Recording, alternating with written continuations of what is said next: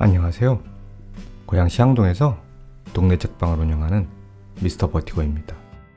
미스터 버티거와 소설 읽기. 오늘은 김혜란 작가의 장편 소설 이 중 하나는 거짓말입니다. 김혜란 작가는 1980년생으로 23살에 창피 2003년 봄호에 단편 노크하지 않는 집을 발표하며 작품 활동을 시작해 2004년 달려라 아비로 한국일보 문학상 최연소 수상자가 되었고, 이호성 문학상, 신동엽 창작상, 2008년 문화체육관광부가 선정한 오늘의 젊은 예술가상, 김유정 문학상, 이상 문학상 등 젊은 작가가 받을 수 있는 대부분의 상을 휩쓴 작가로 젊은 거장이라는 칭송을 받고 있는데요. 이번 소설은 생각보다 아주 오랜만에, 무려 13년 만에 출간한 신작 장편 소설입니다.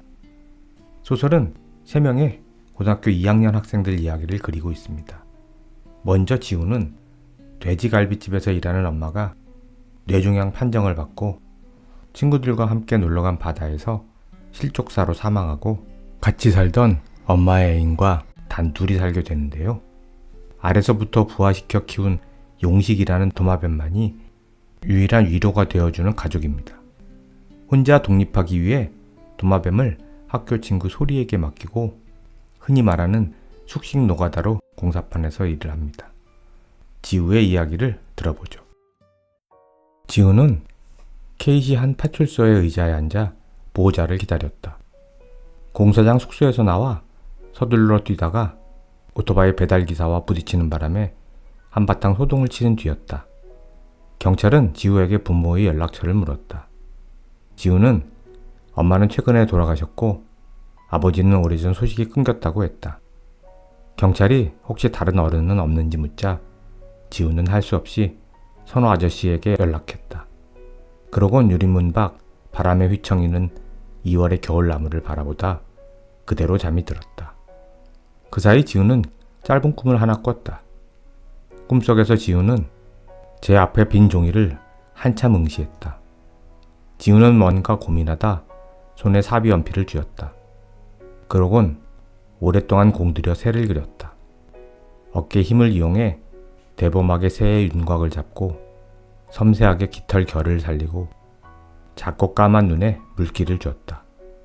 언젠가 조류도감에서 본 솔새였다.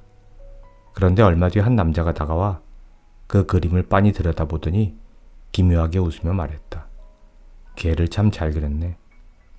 지우는 어려서부터 지우개를 좋아했다. 작고 말랑한 데다 한 손에 쏙 들어오고 값도 비싸지 않아서였다.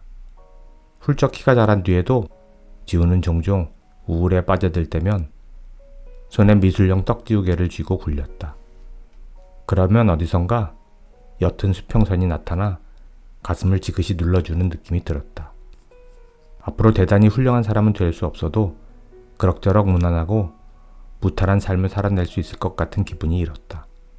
물론 그런 기분은 잠시뿐이고 나쁜 일은 계속 일어났으며 사람들은 쉽게 잊는다는 걸 알았지만 스스로에게 희망이나 사랑을 줄 만큼 충분히 강하지 못해 지우는 자신에게 겨우 할 일을 줬다.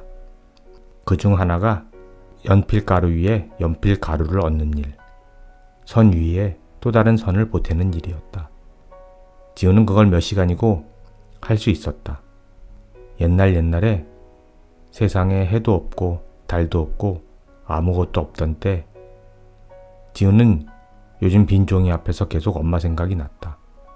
아기 때 엄마가 반복해 읽어준 그림책이 떠올라서였다. 세상에 바람도 없고 구름도 없고 아무것도 없던 때 거실 책장 앞에서 엄마 지연이 책을 고르면 지우는 재빨리 그 앞으로 기어가 이미 여러 번 본 책을 한 번 더 읽어달라 졸라댔다. 그러면 지연도 그 이야기를 처음 읽는 양 목소리를 높였다. 신은 밤을 만들었어요. 그러곤 뭔가 허전해 고민하다 자신의 엄지 끝에 침을 묻혔습니다. 그런 뒤 그 엄지로 하늘 한 곳을 문질렀어요.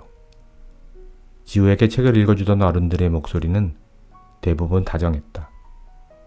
그건 이미 이야기의 결말을 아는 이들의 평온함. 앞으로 펼쳐질 이야기가 얼마나 난폭하든 또는 얼마나 위험하든 주인공도 또 자신도 결국 제자리로 돌아올 것임을 아는 이들의 온화함이었다. 죽음을 자꾸 경험하고 죽음을 반복할 때마다 번번이 살아 돌아온 이의 자신감 혹은 너그러움. 그럼 그런 이야기는 없어요? 스스로 이야기를 짓기 시작한 뒤로 지우는 상상 속 흐린 형상의 어른에게 물었다. 어떤 아무도 돌아오지 않는 이야기요. 끝내 살아남는 사람이 없는 이야기. 누구도 제자리로 돌아오지 못하는 이야기요. 상상 속 어른은 잠시 침묵하다. 그런 일이 생길 순 있어도 그런 이야기가 남기는 어렵다고 했다. 뭔가 겪은 사람만 있고 그걸 전할 사람이 없다면 다른 이들이 그 이야기를 어떻게 알겠느냐면서. 그러곤 중요한 사실을 덧붙이듯 목소리를 낮췄다. 그러니 적어도 한 사람은 남겨두어야 해. 한 사람은. 그 말에 지우는 왠지 반발심이 들어 생존에 비위가 상해 뭐라 대꾸하려다 어디선가 들려오는 엄마 목소리에 다시 귀 기울였다. 옛날에 목소리는 먼 데서 흘러나오는 노래마냥 계속 이어졌다. 세상에 아무것도 없던 때 지우는 잠자코 그 소리에 집중했다. 신은 밤을 만들었어요. 그러곤 뭔가 허전해 고민하다 자신의 엄지 끝에 침을 묻혔습니다. 그런 뒤 그 엄지로 하늘 한 곳을 문질렀어요. 그러자 마침내 그 안에서 지우에게 응답하듯 저쪽에서 밝은 음성이 흘러나왔다. 빛이 새어나왔습니다. 당시 피로와 허무에 절어 살던 지연도 이 대목을 읽을 때만큼은 힘을 주어 연극적인 효과를 냈다. 그러곤 어린 지우의 눈썹에 엄지를 댄 뒤 장난치듯 꾹 눌러댔다. 빛이 나왔습니다 하고 낯이 생겼습니다 하고. 그래서 지우는 훌쩍 자란 후에도 학교 운동장에 땅거미가 질 때면 지겨움과 무서움이 분간되지 않고 최근 세상을 떠난 엄마가 몹시 그리워질 때면 저도 모르게 한 손으로 제 눈썹을 꾹 눌러보는 아이가 되었다. 어느 때는 그것만으로는 마음이 달래지지 않아 스스로 이야기를 짓는 아이가.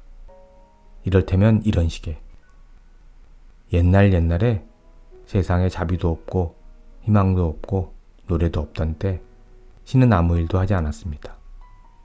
첫날 자신이 만든 밤이 너무 좋아서 그 밤을 덮고 자느라 세상에 인간은 이때 구원도 없고 기적도 없고 선의도 없다는 걸 잊었습니다. 첫날 자신이 만든 밤이 너무 좋아서 자신이 만든 밤이 너무 편해서. 지우가 맡기고 간 도마뱀 용식을 키우는 소리도 엄마가 2년 전 암투병 끝에 죽고 아빠와 단둘이 사는데요. 소리는 남모르는 비밀이 하나 있습니다. 죽은 사람을 알아본다는 것인데요. 그 이야기를 들어보죠. 꿈에서 깨는 기분은 늘 좋지 않다. 생각하며 소리는 천장을 봤다. 이야기가 딴 데로 셀 뿐 아니라 제대로 끝나는 느낌을 주지 않아서였다. 방금 전 꿈만 해도 그랬다. 벌써 반년 전 일인데 2학기 초의 교실 풍경이 그대로 재현돼 어제 일인 양 생생했다. 칠판 앞에 어색하게 선 전입생도, 타성과 다정이 섞인 담임 목소리도, 호기심 어린 반 친구들 눈빛도 모두. 오채훈. 그날 담임은 칠판에 전입생의 이름을 쓴 뒤 그에게 자기소개를 해보라 했다. 담임이 반 아이들에게 알려준 건 그 애의 출신 지역과 전입 사유가 전부였다. 담임 말로는 갑자기 운동을 관두게 되어서라는데 강제 전학인지 아닌지 알 수 없었다. 가끔 그런 친구들이 있었다. 새 도화지 사듯 학교를 갈아치우는, 그리고 그게 남들보다 쉬운. 소리가 관심과 의구심을 품은 채 전입생을 바라봤다. 담임은 전입생에게 구체적인 자기소개를 주문하며 대신 규칙이 있는데 지금부터 선생님이 하는 말을 잘 듣고 따라와줘 라고 했다. 너희는 이미 해봐서 알지? 아이들이 활달한 듯 무성의한 내 소리를 냈다. 규칙은 간단해. 담임은 여유로운 태도로 주위를 둘러봤다. 5문장으로 자기를 소개하면 되는데 그중 하나에는 반드시 거짓말이 들어가야 해. 소개가 끝나면 다른 친구들이 어떤 게 거짓인지 알아맞힐 거고, 그럼 나머지 4개는 자연스레 참여되겠지? 선생님 말 이해했어? 전입생이 난처한 미소를 짓자 담임은 그럴 줄 알았다는 듯 노트북을 열고는 허리 숙여 마우스를 딸깍였다. 곧이어 칠판 옆 대형 모니터에 단정한 문구가 떴다. 이 중 하나는 거짓말. 지금 볼 문장은 여기 친구들이 쓴 건데 실제로 누군가 이렇게 자기소개를 한다 상상하며 들어봐. 이 중 거짓은 뭘까? 진실은 또 뭘까? 추측하면서. 담임이 마우스를 누르자 화면 위로 5개의 문장이 마법처럼 나타났다. 동시에 아이들의 시선도 화면으로 쏠렸다. 담임이 문장을 천천히 읽어나갔다. 나는 수중분만으로 태어났다. 나는 집에 필통이 20개 이상 있다. 나는 핫도그 속 소시지는 안 먹고 빵만 먹는다. 나는 좋아하는 사람을 따라 학교 담장을 넘은 적이 있다. 나는 시장에서 모르는 사람에게 엄마라고 부른 적이 있다. 낭독을 마친 담임의 얼굴에 옅은 만족감이 어렸다. 반년 전 개학날의 새 학기 풍경을 떠올리는 게 분명했다. 규칙에 따라 한 명씩 자기소개를 하고 다들 정답을 궁금해하는 와중에 마침내 거짓이 드러나고 모두 와 웃으며 흥분과 개운함을 공유하던 순간을. 신기하게 어떤 건 듣자마자 진실임을 알 수 있었고 어떤 건 알쏭달쏭하기만 했다. 그 둘을 다르게 만드는 게 뭘까 궁금해하며 소리도 아이들을 따라 웃은 기억이 났다. 그날 담임은 5문장을 하나하나 되짚으며 정말? 그게 몇 살 때인데. 그래서 그 고양이 이름이 뭐야? 라는 식으로 발표자의 정보를 늘려나갔다. 더불어 각 문장을 둘러싼 온갖 암시와 추측, 해명과 부연이 이어졌다. 그러다 보면 어느새 그 과정 자체가 발표자에 대한 괜찮은 자기소개가 됐다. 이제 이해했어? 전입생이 마지못해 고개를 끄덕이자 담임은 이제 내 차례라는 듯 교탁 옆으로 비켜섰다. 아이들의 시선이 전입생에게 쏠렸다. 전입생이 입술을 달싹이다 조그맣게 옹알거렸다. 나는 외동이다. 순조로운 시작에 담임이 만족스러운 미소를 지었다. 그런 뒤 다음을 허락하듯 전입생에게 눈짓을 보냈다. 나는 작년에 다리를 다쳐 축구를 관두었다. 교실 안 25쌍의 눈동자가 전입생의 다리로 향했다. 그렇지만 전입생이 교복 차림이라 실제로 어떤지 알 수 없었다. 축구를 관둔 건 진실이어도 부상은 거짓일 수 있고 둘 다 참이거나 그 반대일지도 몰랐다. 그리고 담임이 추임새를 넣었다. 전입생이 무심코 교실 안을 둘러보다 어딘가에서 멈추는가 싶더니 갑자기 당황스러운 표정을 지었다. 담임이 체근하듯 목소리를 조금 높였다. 그리고 전입생이 마지못해 말했다. 나는 돼지갈비를 싫어한다. 담임은 가볍게 호응했다. 또 나는 소리는 문득 교실 공기가 바뀌는 걸 느꼈다. 지금까지는 실제 일어난 일과 같았는데 꿈속에서 어느새 전입생이 소리로 변한 거였다. 그런데 누구도 그 사실을 이상하게 여기거나 놀라지 않았다. 담임도 반 아이들도 처음부터 소리가 거기 있던 양 자연스럽게 받아들였다. 소리는 입을 꾹 다문 채 제멋대로 움직이는 입술을 통제하려 애썼다. 하지만 그것도 잠시.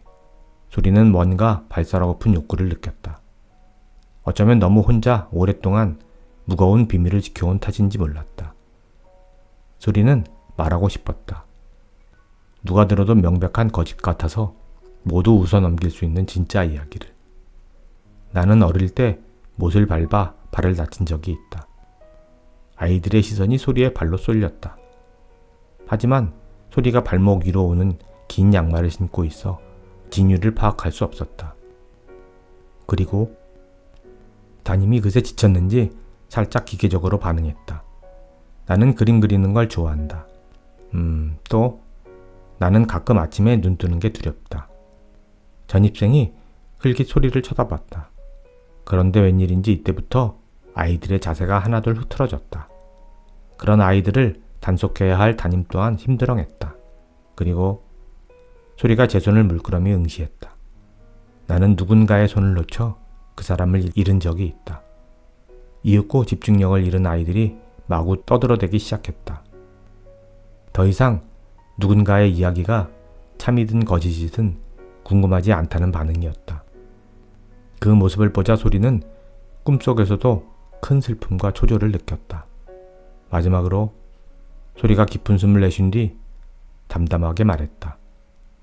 나는 곧 죽을 사람을 알아본다. 순간 교실 안이 찬물을 끼얹은 듯 고요해졌다.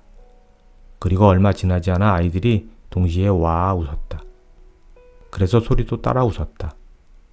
그러다 딱 한 명 웃지 않는 사람과 눈이 마주쳤는데 바로 그 전입생이었다. 소리는 날마다 아픈 엄마의 손을 잡고 엄마의 모습이 희미해지는지 확인합니다.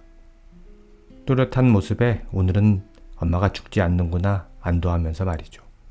하지만 딱 한 번 병간호에 지쳐 엄마가 흐려졌으면 하고 바란 적이 있다고 엄마의 무덤에 가서 고백하죠. 그런 마음을 품었다는 것에 죄책감을 느꼈던 겁니다. 그리고 세 번째 아이 채우는 축구 선수였는데 사고로 다리를 다치고 축구를 그만둡니다. 사업에 실패하고 집에서 전업 투자를 하는 폭력적인 아버지와 쇼핑몰 사업을 잘 운영하는 어머니를 두고 있는데 어느 날 아버지가 술에 취해 어머니가 외도하고 있다며 칼을 들고 다그치는 모습에 그만 아버지를 칼로 찌릅니다. 어머니는 자기가 그랬다며 대신 감옥에 가고 아버지는 요양병원에서 거의 식물인간처럼 누워서만 지냅니다. 채우는 유일한 친구인 반려견 뭉치와 함께 이모 집에서 눈칫밥을 먹으며 자기가 엄마 대신 감옥에 갔어야 한다고 자책하며 지냅니다. 채훈의 이야기를 들어보죠. 채훈은 화장실에서 소리 죽여 볼일을 보곤 제 방으로 돌아왔다. 엄밀히 말하면 사촌동생 선희의 방이지만 사정이 나아질 때까지 당분간 채훈이 쓰기로 한 공간이었다. 채훈이 졸린 눈을 비비며 책상 앞에 앉아 태블릿 PC를 켰다. 사각의 검은 화면을 보자 며칠 전 교도소 접견실에서 본 엄마가 떠올랐다. 그날 엄마는 마치 그곳이 가정집 거실이라도 되는 양 태연하게 말했다. 혹시 다니고 싶은 학원이 있으면 눈치 보지 말고 이모한테 얘기하라고.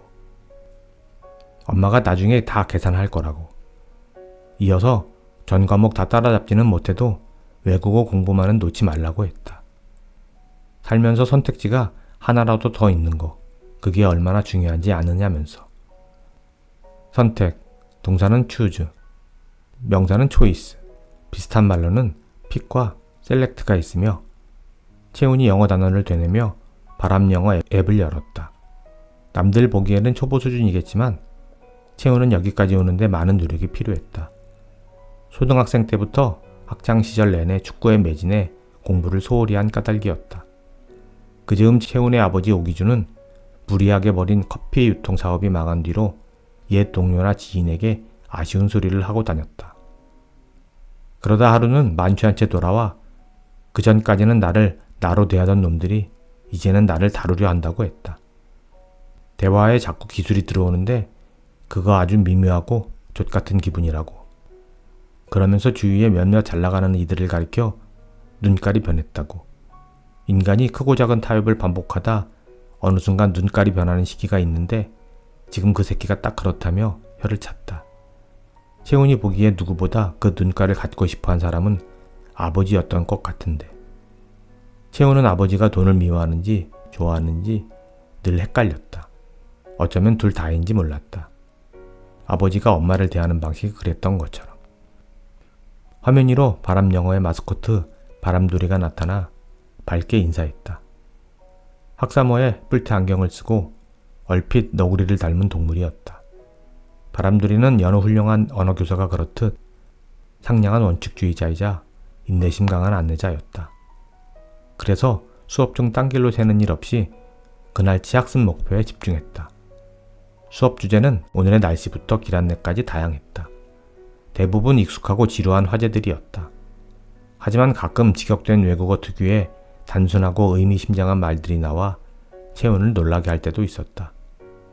당신 생애의 첫 기억은 뭔가요? 라든가 살면서 뭘 훔쳐본 적이 있나요? 당신은 당신 가족의 어떤 점이 마음에 드나요? 혹은 마음에 들지 않나요? 등의 물음이 그랬다. 그럴 때 채훈은 더듬더듬 자판을 두드리며 불완전한 문장을 기워나갔다. 직역하면 이런 식의 내 첫 기억은 추락입니다. 나는 떨어졌다 식탁에서. 내가 아기였을 때. 순간 알아버렸습니다. 세상에는 높이와 깊이가 있다는 걸. 빈칸을 채우면서도 채훈은 자신이 정말 그 일을 겪은 건지 아니면 들은 건지 확신하지 못했다. 다만 가정시간에 인간의 발달 과정을 다룬 다큐멘터리를 보다 인간은 기기 시작할 무렵 비로소 깊이에 공포를 갖는다는 말을 듣고 놀란 기억이 났다. 채훈은 깊이나 높이에 대한 공포처럼 단순한 감각도 날 때부터 절로 주어지지 않는다는 사실에 작은 충격을 받았다. 그 다큐멘터리에 따르면 인간은 앉는 법과 서는 법, 물 삼키는 법까지 일일이 배워야 하는 존재였다. 어느 건 배워도 안 지키고 알고도 실천 못하는. 나는 떨어졌다. 몸으로 그런 것을 느끼며. 채훈이 빈칸을 메우면 뒤 봉든 바람둥이가 나타나 문법상 틀린 곳을 알려주고 단어와 예문을 확장해줬다. 바람둥이는 채훈이 실수할 때마다 배움이란 원래 그런 거라며 세상에 틀리지 않고 배울 수 있는 언어는 없다고 했다. 바람둥이에게는 조금 미안한 말이지만 사실 채훈은 원어민 교사와의 1:1 화상 수업을 더 원했다. 요즘 유행하는 화상교육 플랫폼에서 직접 교사를 고르고 시간표를 짜는 거였다. 하지만 오랜 고민 끝에 채훈은 결국 원어민 수업을 포기했다. 생활 소음에 취약한 태주 이모집을 생각하니 엄두가 나지 않아서였다. 수강료도 수강료지만 더부살이하는 주제에 화상 영어라니 꼴사나워 보일 것 같았다. 채훈이 고개 돌려 방구석에 엎드린 뭉치를 바라봤다. 뭉치는 채훈의 기척에도 아랑곳 않고 깊은 잠에 빠져 있었다. 혹은 자는 척하는지도 몰랐다. 채훈은 겉보기에는 자신이 뭉치의 보호자이지만 실제로는 뭉치가 자신을 보호해주고 있음을 알았다. 작년 그 여름밤 칼든 아버지를 향해 짖고 쓰러진 아버지를 보고 놀라 떨고 있는 채훈에게 다가와 손등을 핥아준 것도 뭉치였다. 채훈이 다시 화면으로 시선을 옮겨 바람둥이를 응시했다. 꼭 엄마 때문이 아니라도 채훈은 진지하게 외국어 공부를 해볼 참이었다. 언젠가 이곳을 떠나고 싶어서였다. 직업은 그 다음 문제였다. 채훈은 지금 자신에게 꿈이나 희망이란 말은 어울리지 않는다고 생각했다. 채훈은 그저 다른 언어 뒤에 숨고 싶었다. 한때는 축구 관련 직업을 고민해 본 적도 있었다.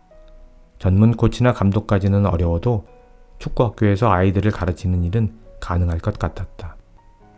하지만 이모 말대로 교직사회만큼 보수적이고 소문이 빠른 곳이 없다면 제발로 거기 들어가고 싶지 않았다. 물론 지금도 동네 공터나 학교 운동장에서 아이들이 축구하는 모습을 보면 가슴이 저렸다.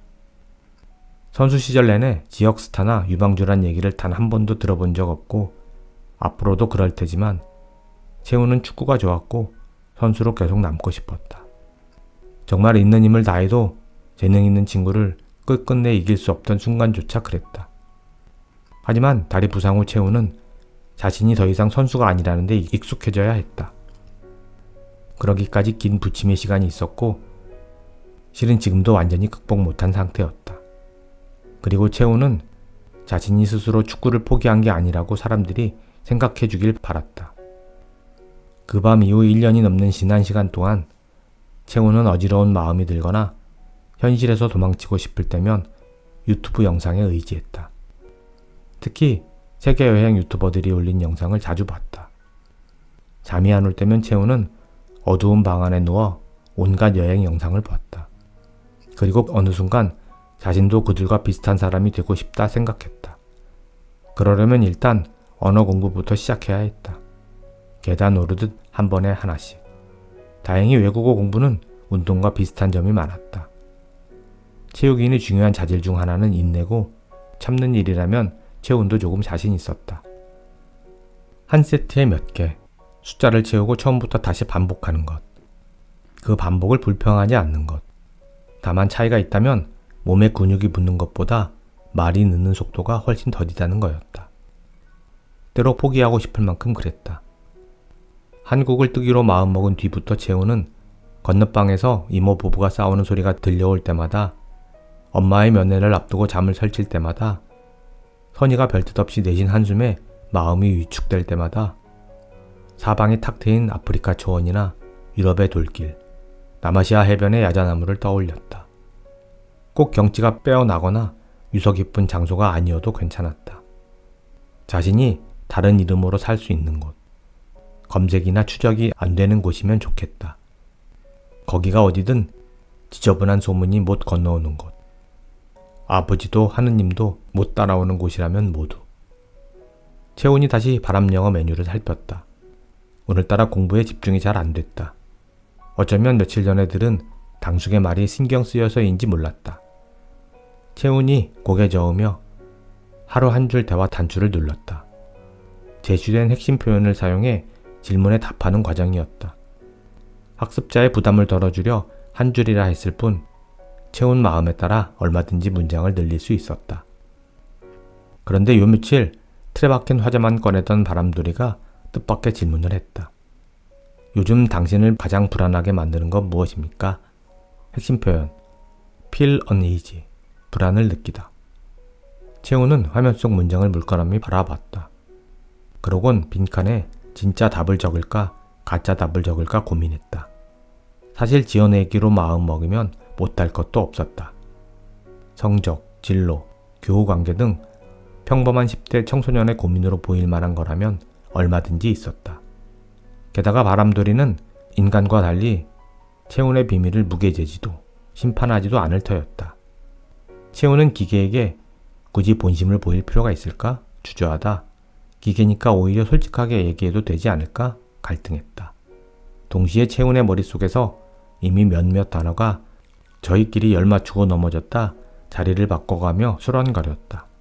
몸에 막 배기 시작한 학습 방식이 뇌의 한 곳을 저절로 작동시킨 거였다. 나는 입니다.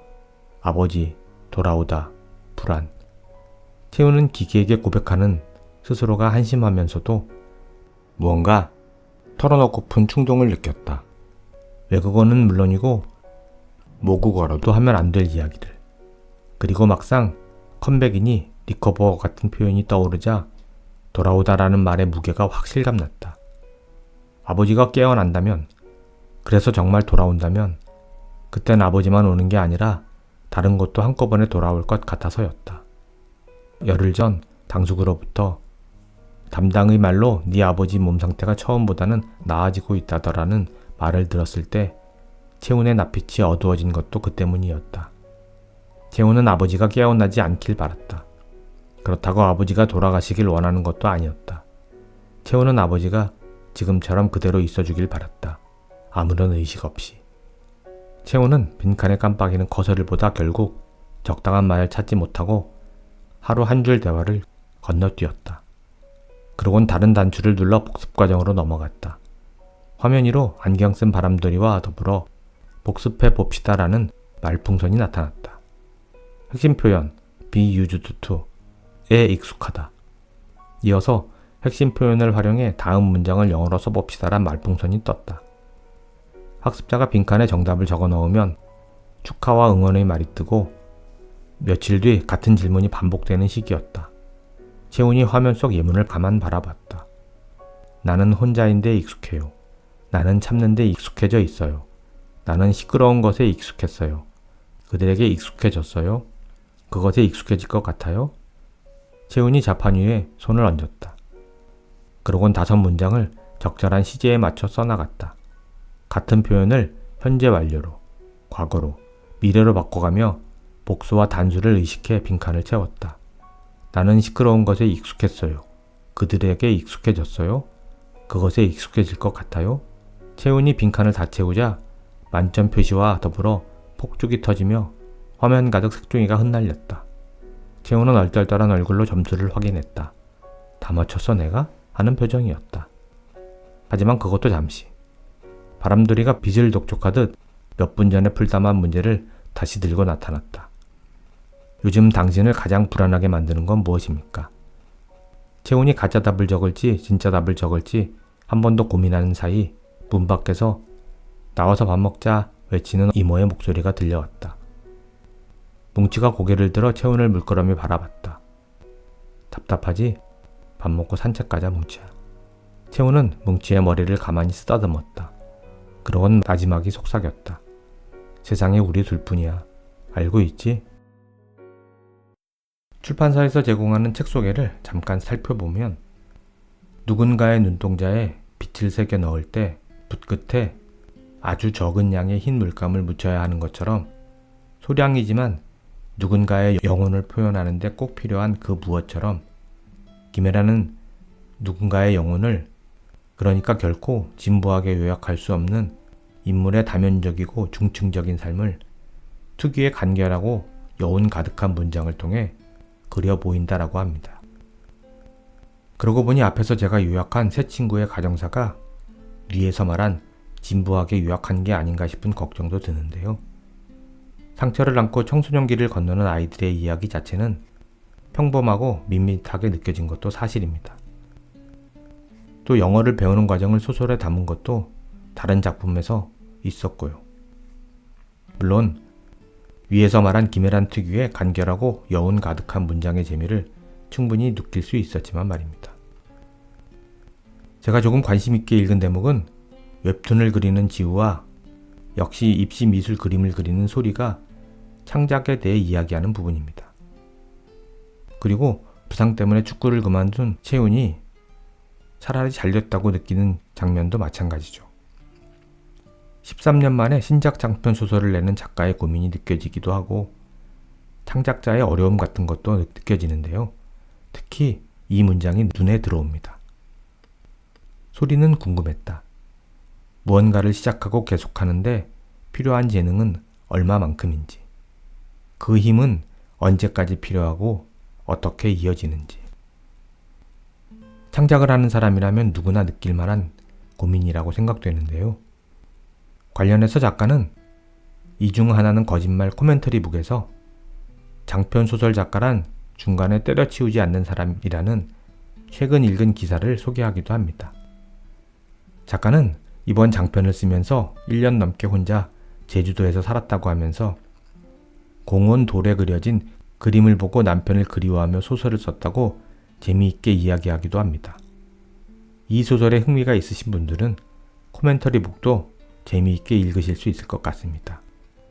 그 코멘터리북에 담긴 5분 먼저 태어난 쌍둥이 언니 김애연이 쓴 김애란 작가 초상 부분을 읽어보겠습니다. 처음 애란이 내가 만난 김애란이란 글을 써달라고 했을 때 가볍게 그러겠다고 했다. 그러나 막상 글을 쓰려고 보니 퍽 난처했다. 며칠 동안 애란에게 전화해 얼마나 엄산을 부렸는지 모른다.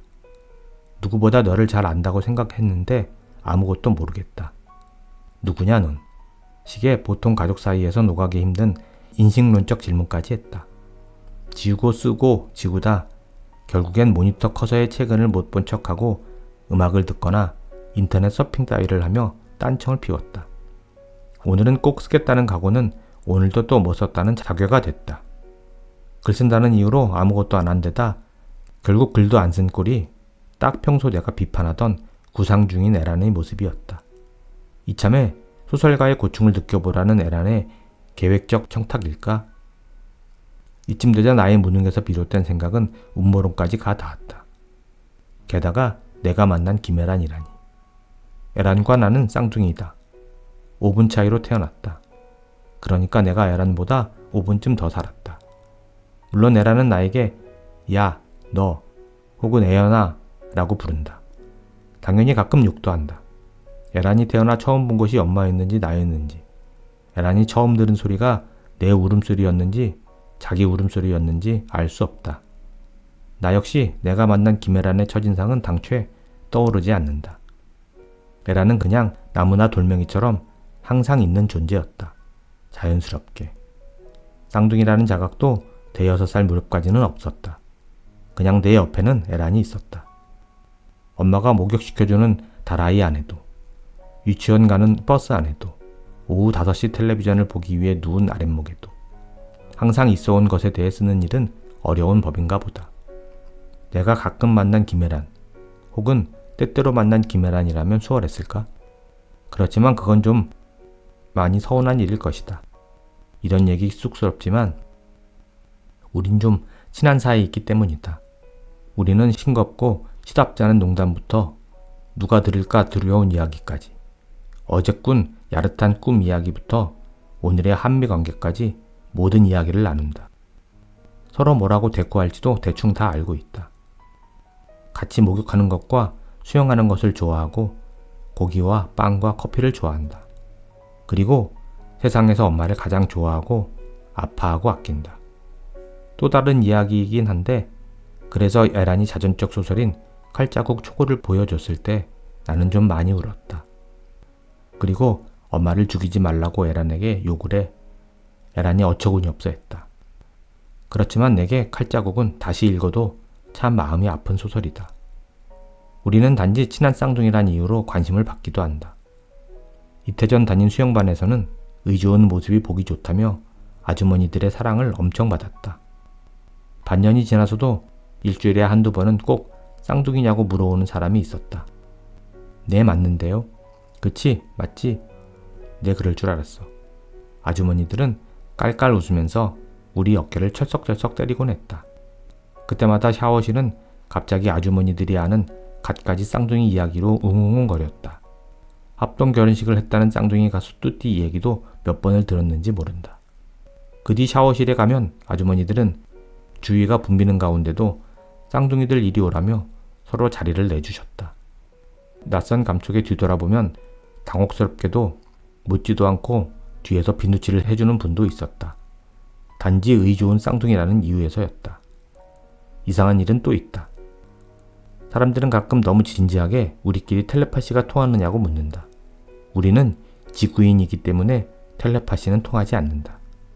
비슷하게 배가 고프고 서로에게 감기를 잘 옮길 뿐이다. 우리는 일란성 쌍둥이라 비슷하게 생겼다. 그래서 중학교 때는 에란을 좋아하는 남학생이 나를 이글이글 타는 눈으로 쳐다보기도 했다. 엄마는 우리를 간 낳았을 때부터 구별했다던데. 그래도 어느 밤인가 무서운 꿈을 꾸고 엄마의 이불 속으로 파고들었을 때는 엄마마저도 내 얼굴을 두 손으로 감싸며 네가 애연이냐 에란이냐 물은 적이 있다. 우리는 자라면서 분위기가 많이 달라졌다. 엄마 말로는 에란이 훨씬 귀엽고 섹시하다고 한다. 에란은 호기심과 모험심이 많고 낙천적이다. 그래서 롤러스케이트도 자전거도 어디선가 먼저 배워오곤 했다. 태권도도 품띠까지 땄고 피아노도 나보다 빨리 배웠다. 17살 즈음엔 앞머리를 스스로 잘랐다가 아주 모자라 보이게 돼 엄마에게 크게 야단을 맞았다. 눈물겨운 개성둥이인 셈이다. 같이 사우나를 하고 냉탕에 들어갈 때도 나는 몸과 마음의 준비가 필요한데 에라는 서슴없이 들어가 야생곰처럼 용감하게 폭포물살을 맞는다. 하루에 100원씩 받던 용돈을 한 번에 한 달치 받게 됐던 날도 에라는 과감했다. 10살 무렵인가 아빠는 너희도 이제 다 컸으니 돈을 계획 있게 써보라며 우리에게 한 달치 용돈 3,000원을 주셨다. 아, 100원을 매일 받는 것과 무려 3,000원을 한 번에 받는 기분은 차원이 달랐다. 나는 3,000원을 깨기가 아까웠다. 에라는 그날로 2,500원짜리 가방을 사와선 기뻐했다. 분홍색 바탕에 미키마우스 여자친구가 그려진 손바닥만한 크로스백이었다. 별로 필요한 물건은 아니었다. 에라는 예쁜 돈가방이 생겼지만 가방엔 돈이 없었다. 나는 29일 동안 에란에게 도덕적인 얼굴로 얼마씩 돈을 꿔주었다. 에라는 춤도 잘 추는 편이다. 우리 집 안방에는 선물로 받은 대책 없이 큰 거울이 있다. 엄마와 나, 언니, 에라는 가끔 텔레비전을 보다가 일어나서 거울을 보며 춤을 추곤 했다. 나의 엉성한 춤에 언니와 엄마와 에라는 배를 잡고 웃었고 우리 중엔 에란의 춤이 가장 나았다. 그 후 에라는 고등학교 때 아이들과 춤패를 꾸려 학교 축제 본선 진출을 도모했다. 당시 인기 댄스 가수 그룹이었던 디바와 잭스키스의 춤을 연습해서였다.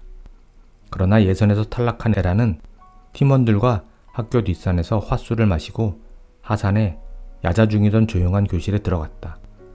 그러고는 쓰레기통에 토를 한 후 쓰러져 선생님 차에 실려 집으로 왔다. 어쨌든 다른 학생들의 높은 댄스 실력 덕에 에란은 댄서 대신에 소설가가 될 수 있었는지 모른다. 내가 에란보다 잘하는 것은 국영수와 술이다. 하지만 그것 때문에 어느 밤 에란과 다툰 일이 있다. 우리가 중학생 때 일이다. 평소 잠자는 걸 무척 좋아하는 에란은 그날도 잠이 오니까 잠을 자려고 했다. 하지만 방이 너무 환했다. 나는 밤늦도록 국영수를 공부하던 중이었다. 에란은 내게 잠 좀 자자며 버럭 소리를 질렀다. 불을 끄려는 에란과 다시 켜려는 나 사이에 싸움이 붙었다. 뒤늦게 사태를 파악하고 엄마가 달려왔다. 부모라면 당연히 누구를 혼내겠는가? 그렇다. 에란이다. 에란은 엄마에게 엄청나게 야단을 맞은 뒤 울다 잠이 들었다. 그때를 생각하면 조금 미안하다. 스탠드라도 샀으면 좋았을 걸 그랬다. 더구나 많이 자고 잘 자서 상상력도 잘 자란 듯한 에란은 엄마에게 효도도 가장 많이 한다. 에란은 엄마의 손과 발을 수시로 주물러주고 엄마에게 많은 이야기를 들려주려고 한다. 그러면 그 중에서 엄마는 유명한 사람들의 이름이라든지 에란이 받게 되는 문학상의 낯선 소설가의 이름들을 주의 깊게 듣는다. 어릴 때 집안 사정으로 학교에 잘 다니지 못한 엄마가 그분들의 이름을 외는 건 쉬운 일이 아니다. 에란이 엄마에게 드리는 것은 상금이나 인쇄만이 아니다. 예쁜 머리핀과 스카프, 핸드크림, 홍삼이나 칼슘, 과자, 원두커피나 홍차, 도깨비 방망이, 프라이팬 등 엄마가 가져보지 못한 혹은 조금이라도 갖고 싶어하는 기색을 비친 물건들을 사드린다. 그러면 엄마는 기분 좋은 어느 날 사람들에게 커피나 과자를 대접하며 이효석이라든가 문단이라든가 평론가라든가 하는 어려운 말들을 하며 우리 에란이 이야기를 하곤 하는 것이다. 엄마뿐만이 아니다. 에란은 나, 언니, 아빠 모두에게 잘한다. 동생을 울리고 동생을 잠 못 들게 하고 국영수를 좀 하던 나는 아직 동생만큼 가문의 영광이 되진 못하고 다만 도시 주변부 삶을 살면서 소설 소재 제공 및 초고 첨삭에 이바지하고 있다. 하지만 언제나 에란이 자랑스럽다. 에란이 좋은 소설을 쓰면 뿌듯하고 상을 받으면 더 기쁘고 책이 나오면 설렌다. 에란이 오래오래 따뜻하고 좋은 소설을 쓰면 좋겠다는 바람뿐이다. 누군가 말했다. 형제는 하늘이 내려준 친구라고. 에란과 한방에서 자라 지금껏 정답게 무사히 지나온 시간들에 나는 감사한다. 물론 우린 변했고 앞으로 또 변할 것이다. 다른 사람들과 관계를 맺고 다른 삶을 살 것이다. 내가 바라는 건 그렇게 멀어지는 삶 속에서 서로를 견뎌야 할 정도까지 너무 멀리 가지 않고 메마르지 않는 삶을 살아가는 것이다. 하늘이 내려준 친구로 정답게 그렇게 같이 투닥이며 늙어가는 것이다. 그때까지 에란이 즐겁게 소설을 썼으면 좋겠다. 사람들이 에란의 소설 속에서 편히 쉬고 위로받았으면 좋겠다. 2008년. 저는 이 소설 이 중 하나는 거짓말을 잃고 살아간다는 것, 살아서 성장한다는 것의 의미에 대해서 다시 생각해 보았습니다. 특히 이 대목이 기억에 남았습니다. 지우는 그렇게 자기선을 가진 아이들이 내심 부러웠다. 그림드림 카페 회원들이 요새는 자기 서사, 자기 스토리가 있어야 살아남는다 했을 때의 그 선. 이동의 경로를 가진 친구들이 자신은 지상에 박힌 압정처럼 하나의 점으로 가까스로 존재하는데 서사 그래프에 나오는 그 약동하는 선을 가진 아이들이 부러웠다. 작가는 마지막 작가의 말에서 이렇게 말하고 있습니다. 삶은 가차없고 우리에게 계속 상처를 입힐 때지만 그럼에도 우리 모두 마지막에 좋은 이야기를 남기고 의미 있는 이야기 속에 머물다 떠날 수 있었으면 좋겠습니다. 저도 노력하겠습니다. 라고 말이죠. 살아간다는 것은 그렇게 하나의 점에서 멈추지 말고 꾸준히 애써 기어이 자기만의 선을 그려가는 것인지도 모르겠다는 생각을 이 소설을 읽고 했습니다. 김아란이 13년 만에 선보인 이 소설, 재미있으니 한 권 사서 읽어보시는 것도 좋을 것 같습니다. 그럼 저는 다음에 다른 소설로 찾아뵙겠습니다. 감사합니다.